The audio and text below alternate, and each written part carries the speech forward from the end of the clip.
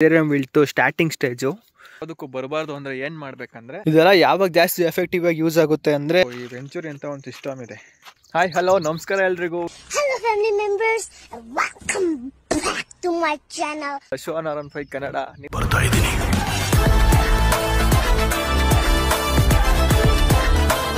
ಇದು ಹಾಕ್ಬಿಟ್ಟಾಗಲೇ ಒಂದು 35 ಡೇಸ್ ಆಗಿದೆ ಎಕ್ಸಾಕ್ಟಾಗಿ. ಈ ವ್ಲಾಗಲ್ಲಿ ನೀವೇನು ನೋಡ್ತೀರಪ್ಪ ಅಂದರೆ ಮೇಜರ್ ಆಗಿ 7K ಒಂದು ರೋಗ ಬರುತ್ತೆ. ಏನಂದರೆ ಅದು ಫಿಸೇರಿಯಂ ವಿಲ್ಟ್ ಅಂತ. ನೋಡಿ ಸ್ಟಾರ್ಟಿಂಗ್ ಈ ಥರ ಆಗುತ್ತೆ. ಅದಾದಮೇಲಿಂದ ಆಗಿರೋರೆಲ್ಲ ಕಿತ್ತಾಕ್ಬಿಟ್ಟಿದ್ದೀವಿ. ಇಲ್ಲಾಗಿದೆ ನೋಡಿ. ಫಸ್ಟು ಈ ಥರ ಅರ್ಧ ಈ ಥರ ವೀಕ್ ಆಗುತ್ತೆ. ಆಮೇಲೆ ಫುಲ್ ಗಿಡನೇ ವೀಕ್ ಆಗಿಬಿಟ್ಟು ಒಣಗೋಗ್ಬಿಡುತ್ತೆ, ಸೊರ್ಗೋಗ್ಬಿಡುತ್ತೆ. ಅದನ್ನೇ ಸೊರಗ ರೋಗ ಅಂತ ಹೇಳ್ತಾರೆ. ಇಲ್ಲೂ ಒಂದು ಬಂದಿತ್ತು, ಕಿತ್ತಾಕಿದ್ದೀವಿ. ನೋಡಿ ಇಲ್ಲಿ ಕಲರ್ ಈ ಥರ ಎಲ್ಲೋ ಕಲರ್ ಡಿಸ್ಕಲರೇಷನ್ ಆಗಿದೆಯಲ್ಲ, ಈ ಥರ ಕಲರ್ ಚೇಂಜ್ ಆಗುತ್ತೆ. ಈ ಥರ ಕಿತ್ತರೆ ಈಸಿಯಾಗಿ ನೋಡಿ ಇಲ್ಲಿ ಈ ಥರ ಕಲರ್ ಚೇಂಜ್ ಆಗಿದೆಯಲ್ಲ, ಈ ಥರ ಚೇಂಜ್ ಆಗಿರುತ್ತೆ.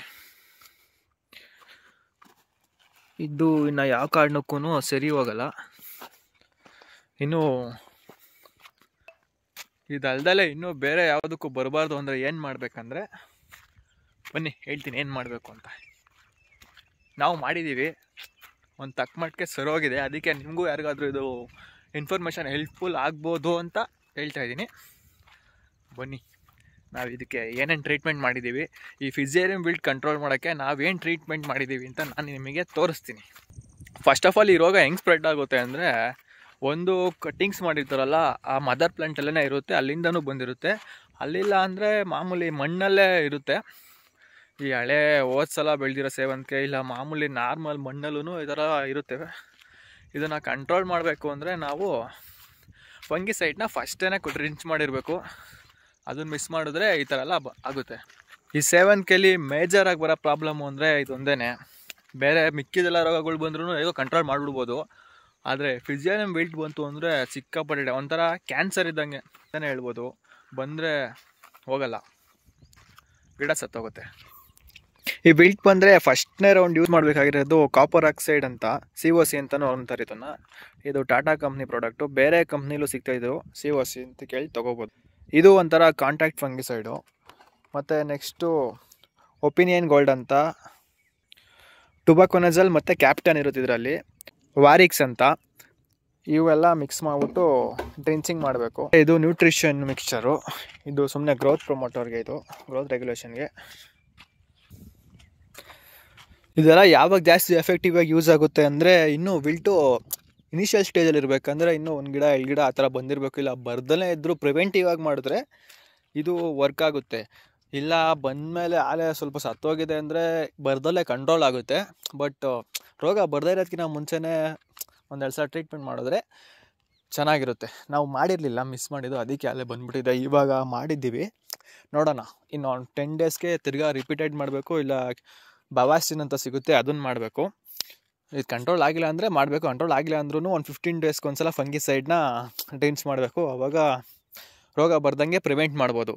ರೋಗ ಬಂದಮೇಲೆ ಎಲ್ಲ ಸತ್ತೋದ್ಮೇಲೆ ಎಚ್ಚೆತ್ಕೊಳ್ಳೋ ಬದಲು ಮುಂಚೆನೇ ರೋಗ ಬರ್ದಂಗೆ ತಡೆಯೋದು ತುಂಬ ಇಂಪಾರ್ಟೆಂಟ್ ಆಗುತ್ತೆ. ಸೊ ಯಾರಾದರೂ ರೈತರು ನೋಡ್ತಿದ್ರೆ ಇದನ್ನು ನಾವು ಆಲೆ ಯೂಸ್ ಮಾಡಿಬಿಟ್ಟು ಪರವಾಗಿಲ್ಲ, ವರ್ಕ್ ಆಗಿದೆ.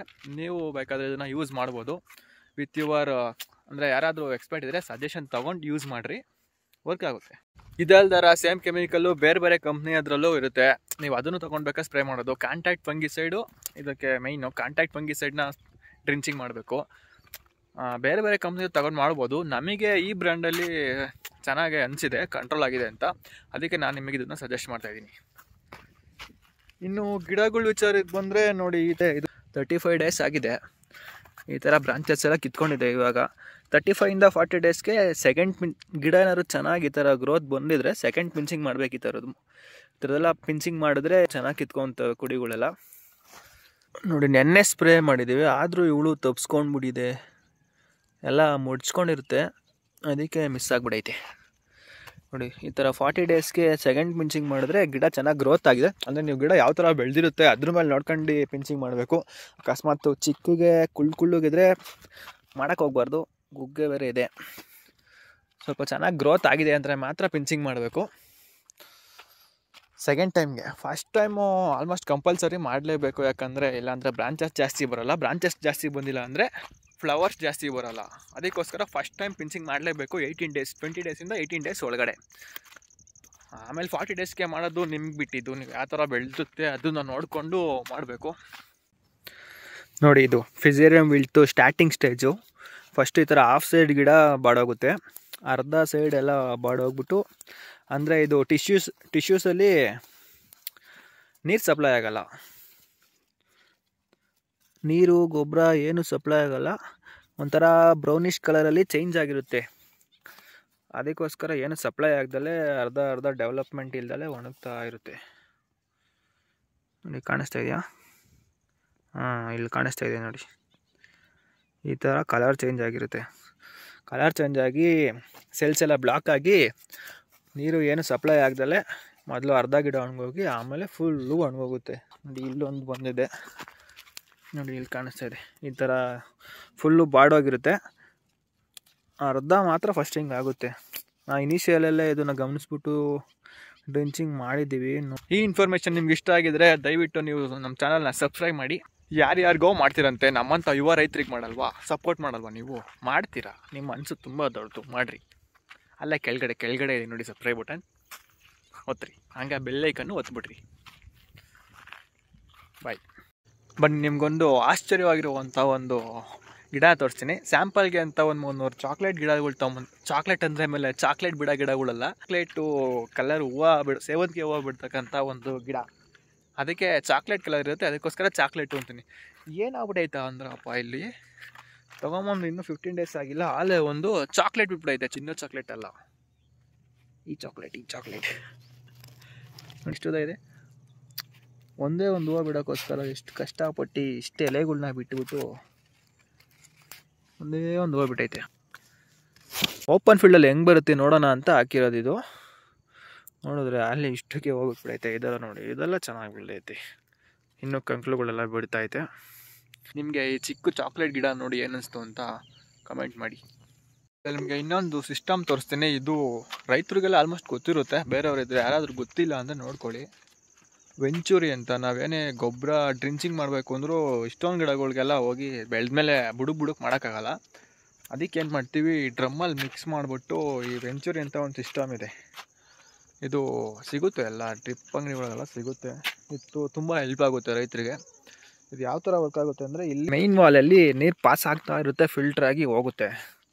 ಇಲ್ಲೇನು ಮಾಡ್ತೀವಿ, ಈ ವಾಲ್ನ ಆನ್ ಮಾಡಿಬಿಟ್ಟು ಈ ವಾಲ್ನ ಒಂದು 75% ಕ್ಲೋಸ್ ಮಾಡಿಬಿಟ್ರೆ ಈ ನೀರು ಇಲ್ಲಿಂದ ಬಂದು ಇಲ್ಲಿ ಪಾಸ್ ಆಗುತ್ತಲ್ಲ, ಈ ಪ್ರೆಷರ್ಗೆ ಅಲ್ಲಿಂದ ಎಳ್ಕೊಳ್ಳುತ್ತೆ, ಔಷಧಿನ ಎಳ್ಕೊಂಡು ಸಪ್ಲೈ ಮಾಡುತ್ತೆ. ಆವಾಗ ಎಲ್ಲ ಗಿಡಗಳಿಗೂ ಹೋಗುತ್ತೆ.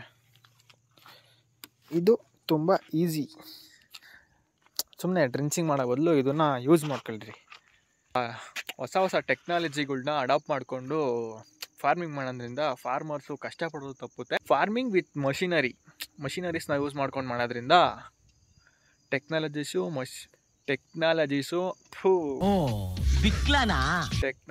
ಮತ್ತು ಮಷಿನರೀಸ್ನ ಯೂಸ್ ಮಾಡಿಕೊಂಡು ಫಾರ್ಮಿಂಗ್ ಮಾಡೋದ್ರಿಂದ ರೈತರಿಗೆ ಅನುಕೂಲನೂ ಆಗುತ್ತೆ ಮತ್ತು ಕಷ್ಟ ಆಗಲ್ಲ, ಬೇಜಾರು ಅನಿಸಲ್ಲ ಮಾಡೋಕ್ಕೆ.